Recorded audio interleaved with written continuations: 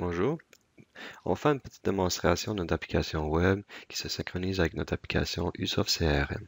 Dans le fond, cette application est pour la production. On va utiliser pour cette démonstration un iPad Pro dans un étui OtterBox, ce qui est l'idéal pour les techniciens qui sont sur la route. Dans ce cas-ci, c'est un 12,9 pouces. Pour être plus petit, ça fonctionnerait bien sans aucun problème. Donc, pour la démonstration, on va être en mode paysage pour être capable de mieux voir et de voir de plus près ce qui se passe.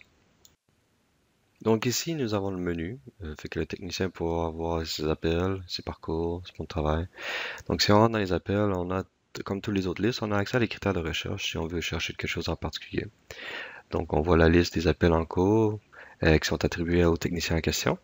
Donc si on rentre dans un qui est une demande d'estimation, on le voit rouge parce qu'il est urgent et les couleurs c'est assigné dans votre système. Fait que on a accès à une carte.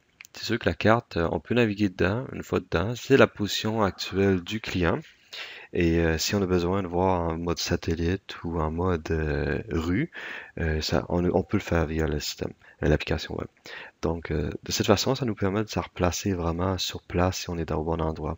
Ce qui est intéressant de voir, c'est que avec un iPad, il utilise le gyrosenseur pour savoir où est-ce qu'on est orienté avec la caméra sur la rue. Bien sûr, on peut l'utiliser aussi avec le doigt. Donc, dans une demande d'estimation, bien sûr, on a l'évaluation de la propriété. On peut spécifier le pH, si l'aération est recommandée. Si, si elle serait déjà recommandée, on pourrait le voir en haut dans la fiche, bien sûr. On peut passer d'un appel à un autre en appuyant sur le bouton suivant. Donc, on va regarder ici, c'est un peu le même principe.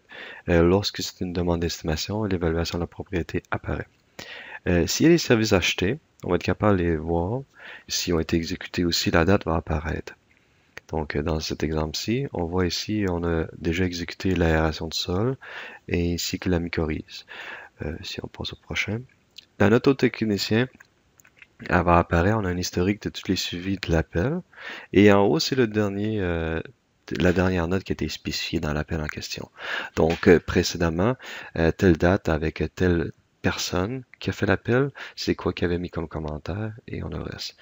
Ici, on a un exemple de à quoi peut ressembler une note qui est un peu plus grosse, avec du texte, des couleurs, ça fait de même. On peut transférer un appel si jamais pour une raison quelconque on ne peut pas la compléter. On spécifie à qui on va l'assigner et on spécifie la raison. La raison, bien sûr, est obligatoire. Sinon, on ne saurait pas pourquoi l'appel est transféré. Et une fois transféré, le technicien ou la personne en question qui va l'avoir reçu va pouvoir s'en occuper. Maintenant, si on rentre dans l'équipe, le technicien à chaque jour doit confirmer son équipe. Par défaut, c'est la dernière équipe qui avait spécifié. On peut la modifier si on a besoin de changer ou tout simplement confirmer. Dans ce cas-ci, on pourrait dire que c'est une autre personne qui a remplacé Eric et confirmer la nouvelle équipe. Fait que la prochaine fois, ça sera celle-là. Lorsqu'on va compléter un bon de travail d'un parcours, l'équipe est obligatoire. Comme tous les autres listes, on peut rechercher par critères de recherche. Donc, on pourrait vouloir toutes les routes, dans le fond, qui sont pour le traitement de pelouse première visite, et on pourrait les retrouver assez facilement. Maintenant, si on montre un exemple de à quoi pourrait ressembler une installation des piquets, des balises, ici, dans ce cas-ci, on va les installer une seule fois. Donc, on aurait le bouton début et fin, donc débuter, compléter le bon de travail en question. Fait que on pourrait commencer et finir chaque bon de travail pour savoir bon, où est-ce qu'on est rendu dans la liste. Et la liste, bien sûr, se décommente tout le temps au fur et à mesure. On peut commencer aussi un bon travail en plein milieu de la liste, c'est pas besoin nécessairement en l'ordre, mais évidemment, cette liste est déjà optimisée pour la route du technicien.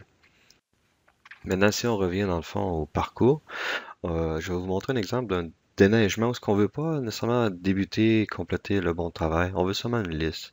Donc, la liste est une liste compacte où ce que sont groupés par nom de rue et groupés par secteur. Et on est capable de voir, dans le fond, tout ce qu'il y a à faire comme parcours sans avoir à compléter quoi que ce soit. Si on va dans un traitement de pelouse première visite, on voit tous les bons travaux du parcours en question, mais on les voit en ordre. Donc, on a déjà le code TP1 4 SM pour Smith, qui est présentement le technicien, et 1 pour sa séquence à lui. On voit sa superficie totale, on voit la note au technicien pour le bon de travail en question. S'il y a un produit à appliquer sur le bon de travail, il va être spécifié, la quantité à appliquer, tous ces détails-là. On voit bien sûr tous les services qu'il a achetés, Et tout ce qu'il y a à faire, donc les conditions de la propriété, les autres services qui ont été exécutés, tout se trouve là. Donc, si on passe au prochain bon de travail, on pourrait ne pas commencer celui-là et passer tout de suite au prochain pour une raison quelconque. On voit que le prochain, il y a le déchômage qui est recommandé, qui provient du système. Maintenant, le prochain, c'est un exemple où on aurait le PHO de spécifier avec sa date qui a été évaluée. Et dans ce cas-ci, c'est l'aération qui était recommandée. Si on passe au prochain, on a le PHO et le pH tampon. Donc, les deux ont été spécifiés. Un ou l'autre peut être utilisé dans le système, c'est pas obligatoire. Comme on voit aussi, tous les services sont achetés en passant. On peut revenir au bon de travail et on va le débuter. Fait qu'en débutant le bon de travail maintenant, ce qu'il fait, c'est que les boutons, bien sûr, sont dynamiques. On peut le continuer plus tard ou le compléter. Si on passe au prochain, on n'aura pas accès à pouvoir le compléter parce qu'il est sur la même route et le poinçon du bon de travail a été spécifié. Dans n'importe quel bon de travail de la même route, on peut accéder à le bon de travail qui est en cours. Donc, si je me positionnerai en plein milieu d'un bon de travail en question de cette route-là, qui est la même route, bien sûr, en cliquant sur le bouton bon de travail en cours, on reviendrait à celui-là qui est présentement activé par un poinçon, qui était celui-là qu'on vient de débuter au début. On pourrait le compléter. On ne peut pas compléter un bon de travail sans avoir spécifié une note au client. Donc, s'il n'y en a pas, il faut cocher la case à cocher, aucune note au client. Ce qui empêche de cliquer accidentellement sur compléter. Donc, on va aller voir les bons de travail. On pourrait consulter les bons de travail en question. Il y en a 65. On pourrait faire une recherche par rapport au secteur. Dans ce cas-ci, si on utilise le G1X, on voit qu'on en a 16 dans le G1X. Et si on le spécifie, dans le fond, pour le traitement de pelouse poignée en visite et on l'affiche, on en a rien que 6 pour celui-là. Donc, les autres sont probablement dans un autre service qui est en cours. On peut aussi spécifier dans l'adresse le nom de la rue. Ça pourrait être sur la rue Watt. Fait qu'on voudrait savoir combien qu'il y en a sur la rue Watt pour le déneigement. Donc, si on affiche ça, on a 15 bons de travail sur la rue Watt pour le déneigement. Donc, si on rentre dans le bon de travail avec le déneigement et on sait que c'est une liste compacte, on peut quand même consulter la fiche pour savoir ce qu'il y en est, mais on n'aura pas accès à débuter ou rien. Et si on clique sur parcours, on va revenir sur la liste compacte en question. Maintenant, on revient au menu principal. Fait que, on va aller dans les parcours, on voit qu'on en a 4. On va compléter l'installation des piquets. Fait qu'on va faire début, fin à chaque fois. On pourrait ne pas faire le début. Le premier début pourrait être fait et tout simplement compléter les prochains directement, ce qui va faire que le début de lui est la fin du précédent. Mais bon, je vais montrer un exemple justement avec le dernier. On va tout simplement compléter. Et maintenant, aussitôt que tout est complété, ça s'élimine de l'application du technicien. Donc, lui, il ne voit plus ce qu'il n'y a pas à faire ou ce qui est déjà fait. Il voit seulement ce qu'il y a à faire.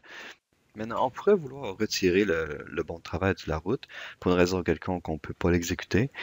Si on veut retirer la note, la remarque interne du technicien est obligatoire, pas la note au client.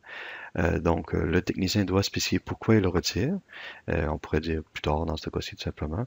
Et ça va nous permettre de le retirer. Le bon travail est remis actif, il ne sera plus en cours et il pourra être attribué dans une autre liste plus tard, dans une autre route. Donc, c'était un petit tour rapide de ce qu'on peut faire avec l'application web pour le technicien. Donc, si vous avez d'autres questions, n'hésitez pas à nous contacter. Ça nous fera plaisir de répondre à vos questions. Merci, bonne journée.